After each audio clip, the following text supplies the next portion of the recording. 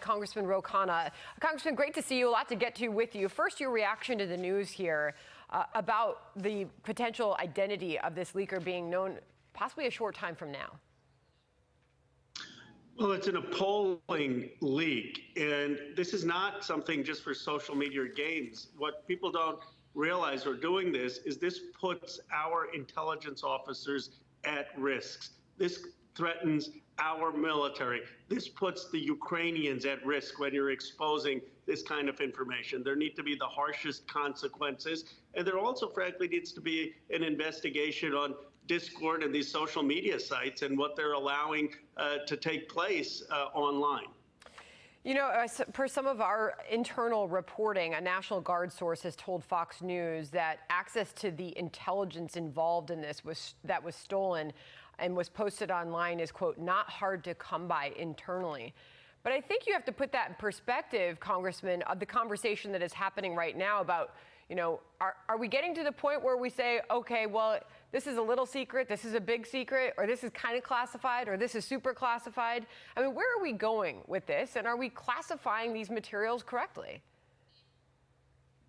In this case, from the public reporting, it seems these were appropriately classified. We don't want the Russians to understand Ukrainian vulnerabilities. We certainly don't want the Russians to understand what our intelligence officers are doing to help get information that's informing American national security. The people who pay the price for this, who have higher risk, are the brave men and women who are in the intelligence agencies, who are risking their own lives to protect America. And what may seem like a game for these 21-year-olds is actually putting lives at risk. Well, and so my sympathies are completely with those who are saying these were classified materials and there need to be consequences, and we need to understand why they were leaked. We'll soon learn the actual location of this person, likely from Fort Bragg is what we are told so far, but could be another location, as you heard Jen Griffin's reporting there. The National Guard saying we're aware of this investigation into the alleged role of a Massachusetts Air National Guards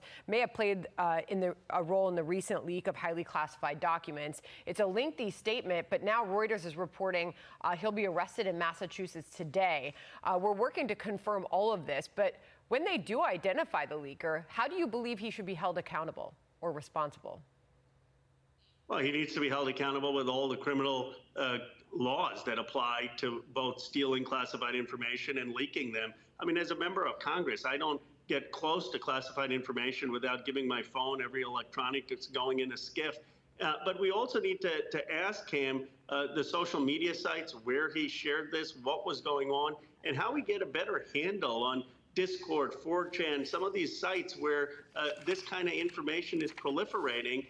That needs to be monitored in some way. I mean, these sites can't just be places where you either have hate speech or you have the leak of classified information.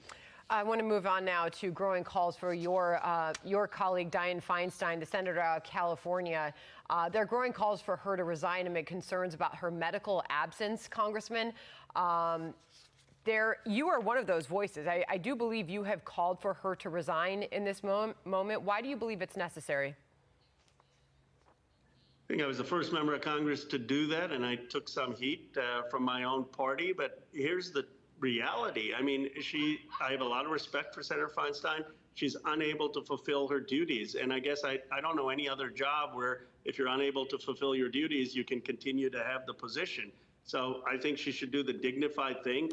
I respect her years of public service, and she should know when it's time to step aside. There have been some who have written that this is a political move on your part.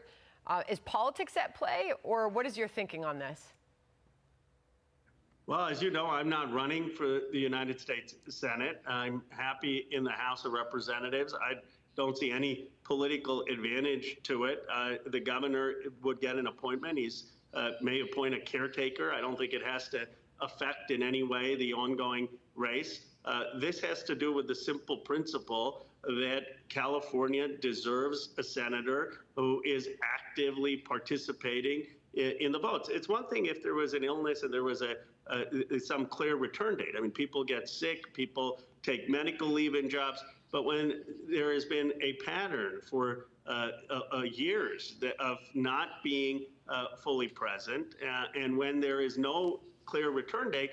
I guess my view is that it should be like any other job. And I just don't know any other job in America where someone wouldn't be asked to leave. Obviously, with your support of Barbara Lee, that was called into question by Nancy Pelosi, saying for those who are calling for her resignation within the Democratic Party, I don't know what political agendas are at work that are going after Senator Feinstein in that way. I've never seen them go after a man who is sick in that way. Quick response before I ask you one last question, Congressman.